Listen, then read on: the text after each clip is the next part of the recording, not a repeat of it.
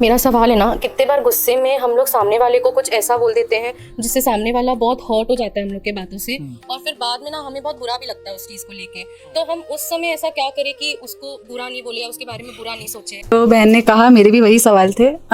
मेरे भी लाइफ का ऐसा सिचुएशन था कि गुस्सा बहुत आता था, आज भी आता है, लेकिन सिचुएशन अब ऐसे हो गया कि मैं मन में बहुत गुस्सा रख लेती हूँ।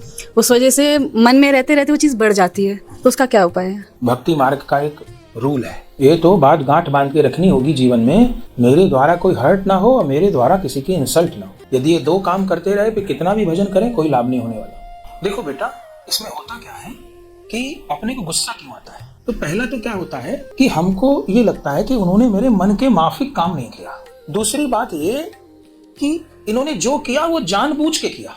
जो कहना आवश्यक है तो उसको हम ठीक ठाक शब्दों में कह दें, और किसी बात को चीख के चिल्ला के कहना और किसी बात को ठीक से कहना।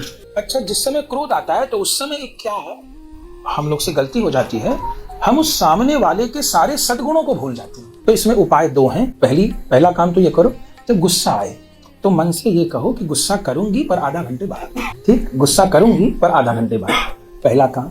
दूसरा, जब किसी पर गुस्सा आए तो उसने आपका जब सहयोग किया है, जब आपका साथ दिया था, उन बातों को आप 2 मिनट विचार लीजिए, तो आप देखेंगे आप ठीक मैसेज दे पाएंगे। जैसे पति गुस्सा कर रहे हैं तो थोड़ी हिम्मत करके उस समय सुन लीजिए, जवाब मत दीजिए। जवाब देना शुरू किया तो वॉर शुरू हो जाएगी। तो फिर उसको शाम को अगले दिन उस बात को फिर कहें कि ये बात ऐसे नहीं ऐसे थी, तो आप देखेंगे कि सामने वाले में भी बहुत परिवर्तन आएगा। बहन, आप कहीं गलत थी तो आपको अपनी गलती भी पकड़ में आ जाएगी।